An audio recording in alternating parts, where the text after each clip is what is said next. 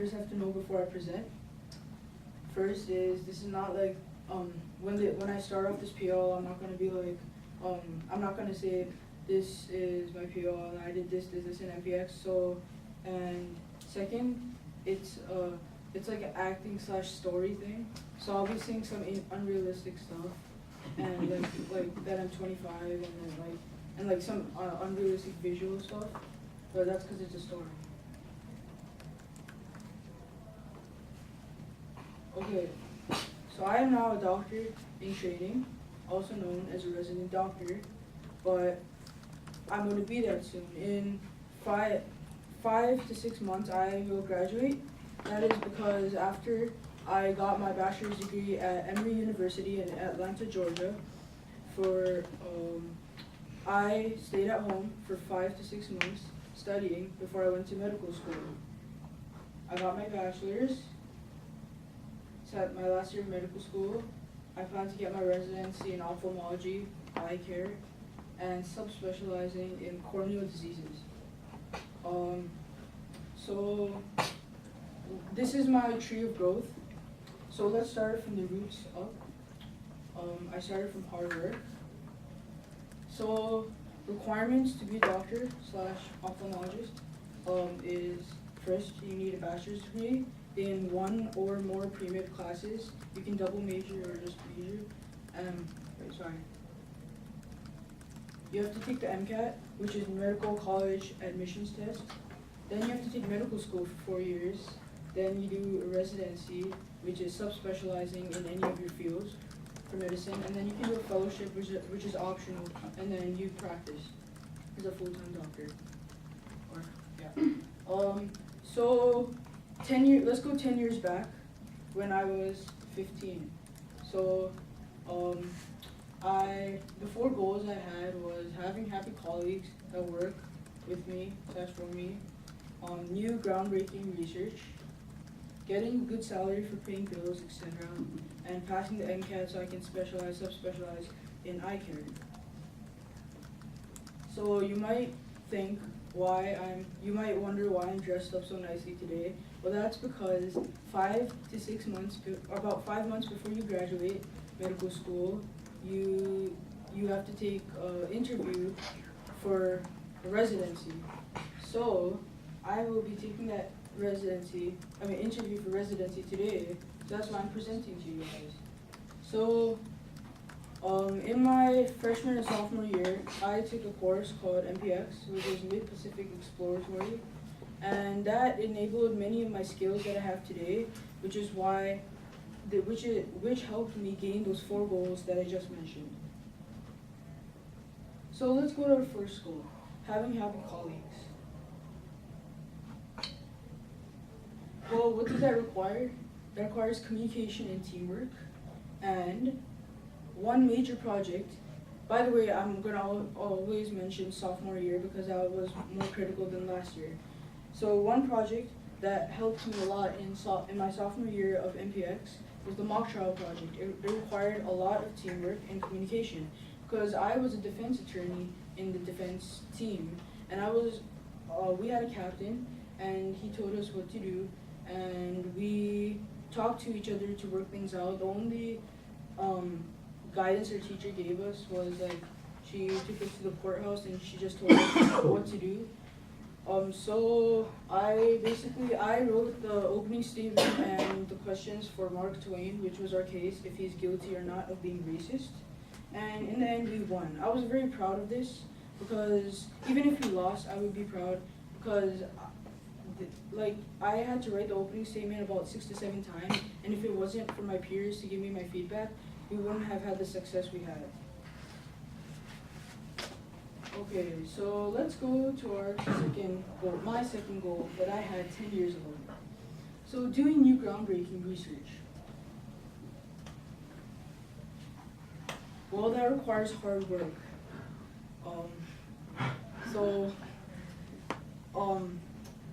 Yeah. Okay. Yeah.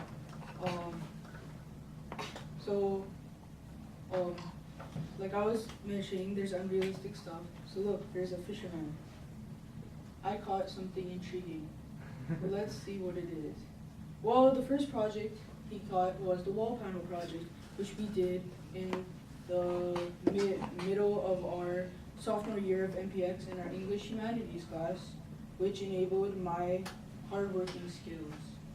This project required us to choose a country. In this case, I was by myself, and with no group, so I chose South Vietnam.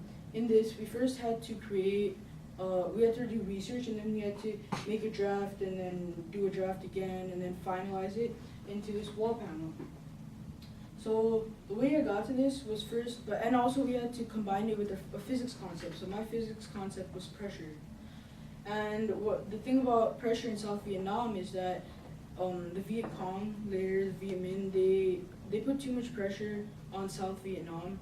And when the US got involved, they made it better, but when they left, like I think 4 years later, they made it worse. And that's how pressure is. When it builds up, it explodes, and then it, you can say it dominates everything. Oh look, there's a chain. Oh, that's our second project that we did. Our Japanese internment research paper. This project was actually more grueling and more hard. It was harder than our wall panel project, mainly because again, we were all we were doing this individually, and I chose to do lifestyle in Japanese internment camps. So the reason this was really hard was because first we had to do a lot of research for about 2 weeks, and then later we had to make a 4 or more page research paper in which we had to cover the entire rubric, and we also had to do works cited, which was like for us it was kind of hard, especially for me. So by this time many people would think they give up, but don't worry, there's always sunlight. And I just thought that I would give up, but I didn't. So you can't, if you feel like you're gonna give up, you shouldn't stop. You should keep on going, and to accomplish your goals, no matter how hard it is. And that's what I did. I didn't let the frustration take over me. So the third goal I had was getting a good salary for paying bills, etc.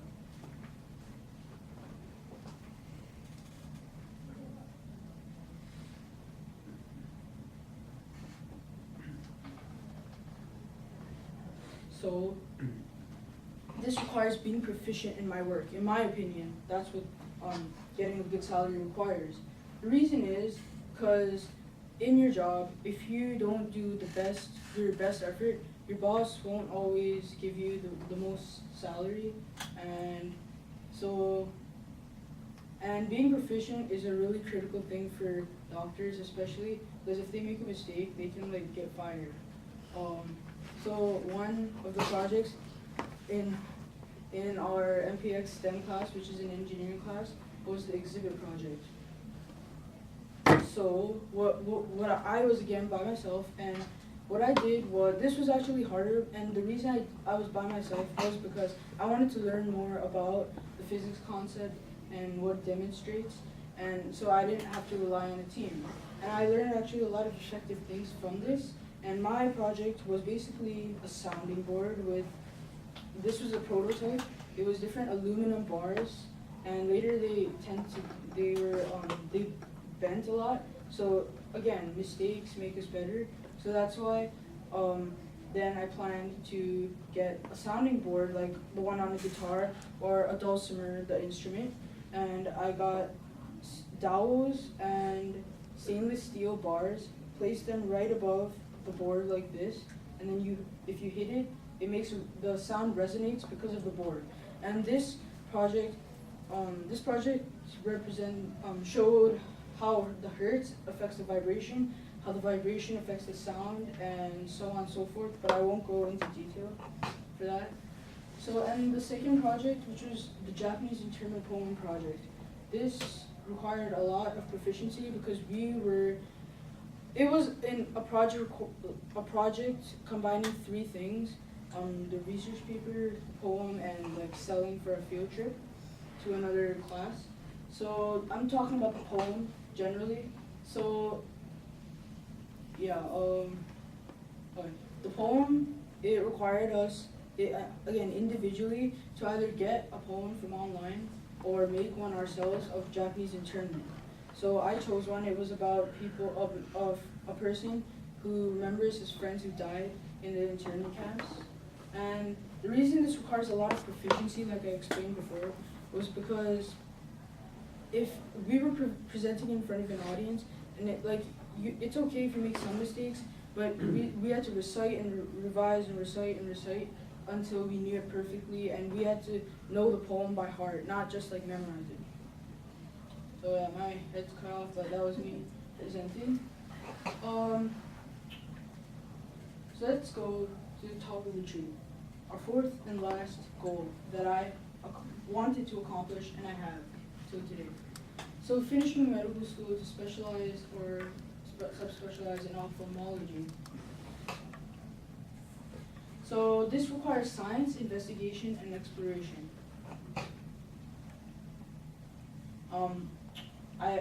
I really couldn't get any other photos because I wasn't able to, but let me explain. So we did mainly physics the whole year in 10th grade for MPX engineering class. The reason this is different from regular classes, like many other people say, and MPX is different, is because we don't just study about it. We do an experiment, then we create a lab, and we're only told, the first time we were shown how to create a lab, the rest of the times we just had to create it ourselves, and we had to do it without any with just a rubric and without any help besides our team.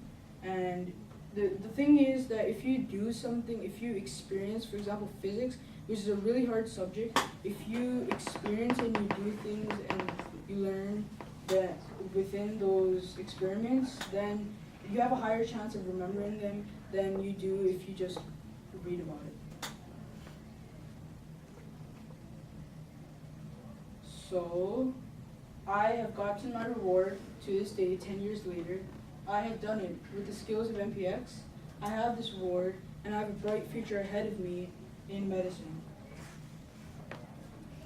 Thank you for your time and your appreciation.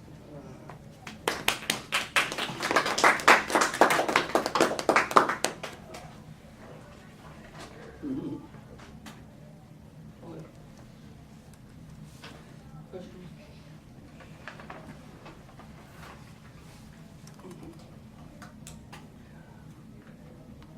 Why do you want to be an eye doctor? Mainly because, well, when I was younger, it was not because I was interested, it was mainly because, like, let's say when I was 12, 13, it was because I had, like, problems with my eyes. But now it's because, like, if you look at the eye, if someone can have an eye, like, they basically don't have their entire life. And the reason I wanted to go into more in depth was because if you know, like, the inside of the eye, it's, like, if you think about it, it's a miracle. And then if you see, like, if you know how the eye works, it's connected to the entire body. So it's very complex. And MPX taught us to enjoy complex things in a creative way.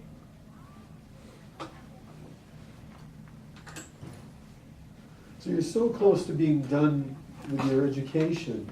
So what was the hardest thing for you to get to here, this point where you're so close to your residency now? Well, besides the MCAT, I would say to use and engage in those skills every day, the 4 goals that I said, because hard work, all those 4 skills in those 4 bubbles, that it's, if you don't use it every day, you're gonna forget it. And those are like half the things that took me to where I am today. Let's, for example, if I did not have communication and teamwork, which doctors need a lot, because if you write a research paper, it takes about, or if you do some groundbreaking research, it takes many, like maybe 8 to 10 months if you do it proficiently. And if you don't really have a team, like I don't work with a team that well, but then the reason I do now is because I practice those skills every day and I engage in them.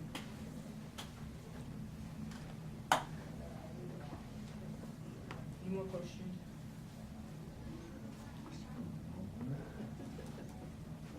In making this presentation, what was the thing that surprised you most as you were making it? Not, I don't want to know the hardest thing, I'm more interested in, as you were making it, is there something that was interesting to you, that was surprising, something like that? Well, what was surprising was that, what do you exactly mean, like in making it or about the different Either, because I artifacts? mean, you're looking back over many years of your education, so putting this together, is there anything in making it that surprised you about it? Well, yeah, mainly because I wouldn't have expected myself to go on through those exact skills, but when I thought about it more, like, before I would think what a person in MPX does to get in the future, but then I thought specifically for my career that I want in the future, hopefully, that what does a doctor do?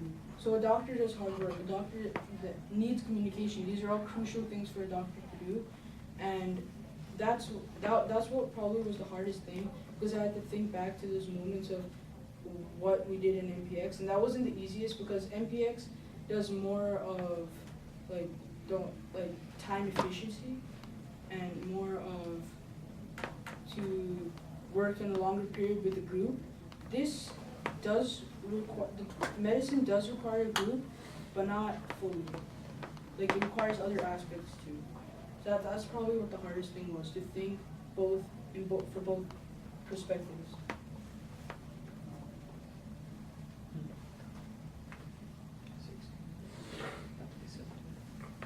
Students have any questions? What was the most thing like that inspired you the most, and why? Throughout my whole career? Well, in your hypothetical theoretical career and in your actual MPX career. In my actual MPX career, the thing that inspired me the most was the fact that, like, the things we do really make a difference. Like, I didn't really think of that when I came into the 9th grade year, that I thought, oh, this is just a class and after we'll just move on. This is just to make it more creative for the 9th and 10th grade year. But later I realized that these are life skills that we need to use every day.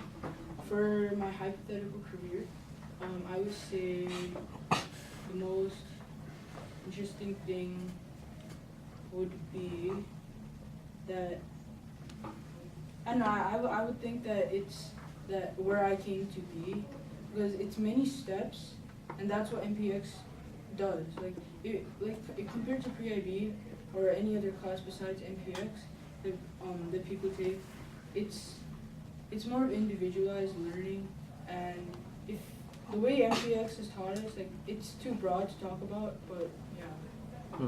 Okay.